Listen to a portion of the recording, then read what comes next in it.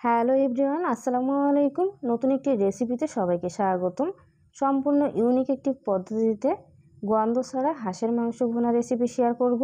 অনেকের কমপ্লেন থাকে হাঁসের মাংস রান্না করার পরে খাওয়ার সময় বাজে একটা গন্ধ লাগে। একবার এই রেসিপি ফলো করে আপনারা যদি রান্না করে দেখেন, কখনোই আর হাঁসের মাংস থেকে গন্ধ আসবে না। সবাই আঙ্গুল চেটে পুটে খাবে, এতটাই মজার হয়ে থাকে।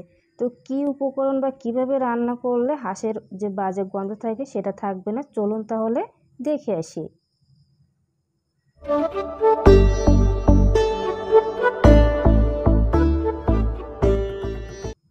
এখানে আমি 700 গ্রাম হাঁসের মাংস নিয়ে একটা লেবুর অর্ধেকটা দিয়ে 5 থেকে 7 মিনিট সময় নিয়ে এভাবে করে মাখিয়ে রেখে দিয়েছিলাম। আর এর ভিতর থেকে দেখুন রক্ত পানিটা কিন্তু বেরিয়ে এসেছে। তারপর আমি আবারও খুব ভালোভাবে পানি দিয়ে কিন্তু পরিষ্কার করে নিয়েছি। এখন চলে যাব রান্নায়। চলে একটা প্যান বসিয়ে দিয়ে আমি 3 টেবিল চামচ তেল দিয়ে দিলাম। তারপর একটা তেজপাতা, লবঙ্গ, এলাচ, দারুচিনি দিয়ে দিলাম। আর আমি কিছুটা এলাচের ভিতরে যে বিচি থাকে সেটা থেতো করে দিয়েছি।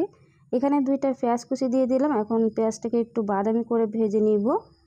লেবুটা দেওয়ার কারণে কিন্তু বাজে যে গন্ধটা থাকে সেটা চলে যাবে। এবং আরেকটা পদ্ধতি দেখিয়ে দিব, এই যে 2 নম্বর। 1 নম্বর পদ্ধতি, আপনারা অবশ্যই একটু লেবুর রস দিয়ে 5 থেকে 6 মিনিট সময় নিয়ে মাখিয়ে রেখে দিবেন, তাহলে বাজে যে গন্ধ সেটা অনেকটাই চলে যাবে।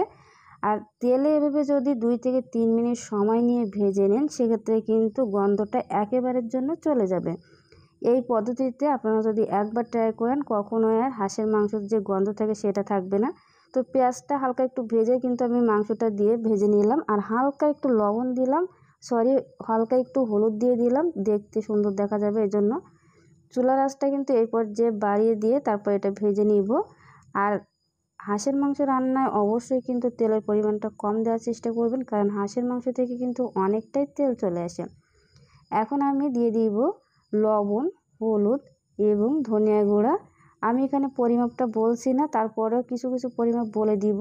আমি 1/2 টেবিল চামচ হলুদ গুঁড়া দিয়েছি, 1 টেবিল চামচ ধনিয়া গুঁড়া, আর লবণটা আপনার স্বাদ মতো দিয়ে দিবেন। রসুন পেস্ট দিয়েছি 2 টেবিল চামচ, আদা পেস্ট দিয়েছি আমি 1.5 টেবিল চামচ এবং লাল মরিচের পেস্ট দিয়েছি 1.5 টেবিল চামচ। আপনারা মশলাটা কম বা বেশি করে দিয়ে দিতে পারেন। এই পর্যায়ে যে পাত্রে আমি মশলাটা রেখে দিয়েছিলাম সেখান থেকে একটু পানি দিয়ে, এটা নারকেলের দুধ দিয়ে আমি এই বাটিটা পরিষ্কার করে অল্প একটু পানি দিয়ে দিলাম। এখন মশলা সহ মাংসটা কষিয়ে নিব। এভাবে যদি আপনারা একবার রান্না করেন, আমি কথা দিচ্ছি গ্যারান্টি সহকারে এর থেকে কোনোভাবে হাঁসের যে বাজে গন্ধ থাকে সেটা থাকবে না। এখন আমি ঢাকনা দিয়ে ঢেকে অপেক্ষা করব 2 মিনিটের জন্য। এখানে কিন্তু আমি কোনো রকম পানি দিই না, জাস্ট পাত্রটা পরিষ্কার করে একটু পানি দিয়েছিলাম। এখন দেখুন নিচে কিন্তু লেগে লেগে এসেছে, মানে তেলটা উপরে ভেসে উঠেছে। এই পর্যায়ে আমি নারকেলের দুধ দিয়ে দিব। নারকেল আমি ব্লেন্ডারে পেস্ট করে তারপর গরম পানি দিয়ে খুব ভালোভাবে ছেঁকে নিয়েছি। আমি কিন্তু যে নারকেলের অংশটা থাকে সেটা দিই না, জাস্ট এটাকে ছাঁকনা দিয়ে ছেঁকে শুধুমাত্র দুধটা দিয়ে দিলাম। যে কোনো মাংস রান্না করার সময় যদি অল্প অল্প করে পানি দিয়ে কষিয়ে রান্না করা যায়, সেক্ষেত্রে খেতে কিন্তু বেশি মজা হয়ে থাকে। তো আমি প্রথমে 1/2 কাপ এবং পরে 1 কাপ নারকেলের দুধ দিয়ে এটাকে কষিয়ে রান্না করে নিলাম। তারপর আমি কয়েকটা আলু ছোট ছোট টুকরো করে দিয়ে দিলাম। আপনারা চাইলে কিন্তু আলুটা স্কিপ করতে পারেন। তো আলুটা দিয়ে মশলার সাথে আবারও কিছুক্ষণ আমি কষিয়ে নিয়েছি। আমি কিন্তু আলুটা ভেজে দেই না, আপনারা চাইলে কিন্তু ভেজে দিতে পারেন।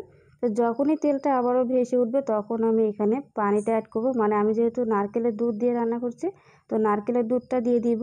আবারও আমি প্রায় 1.5 কাপের মতো পানি দিয়ে দিলাম, মানে নারকেলের দুধটা দিয়ে দিলাম। আর নারকেলের দুধটা কিন্তু খুব বেশি ঘন না, পাতলাই আছে।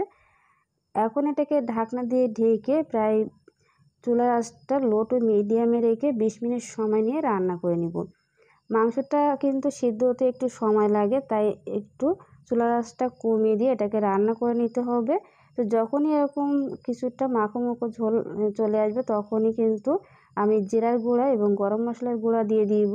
দিয়ে আবারও 5 মিনিটের মতো ঢাকনা দিয়ে ঢেকে লো আঁচে রান্না করে নামিয়ে নিলাম। তো মাংসটা সিদ্ধ না হলে কিন্তু খেতে ভালো লাগে না, তাই সময় নিয়ে কষিয়ে এবং একটু সময় নিয়ে অল্প আঁচে রান্না করে নেবেন, তাহলে কিন্তু খেতে বেশি মজার হয়ে থাকে। তো আমি কিন্তু এখানে কোনো রকম ঝোলটা রাখি না, যখনই একদম তেলটা উপরে ভেসে উঠেছে সেই পর্যায়ে নামিয়ে নিয়েছি। এটা কিন্তু খেতে অসম্ভব মজার হয়ে থাকে, আর কোনো রকম কিন্তু হাঁসের গন্ধও থাকে না। তাই যাদের রান্নায় হাঁসের গন্ধ থাকে তারা কিন্তু অবশ্যই এই রেসিপি ফলো করে একবার ট্রাই করে দেখতে পারেন। দেখা হবে পরবর্তী কোনো ভিডিওতে। আসসালামু আলাইকুম।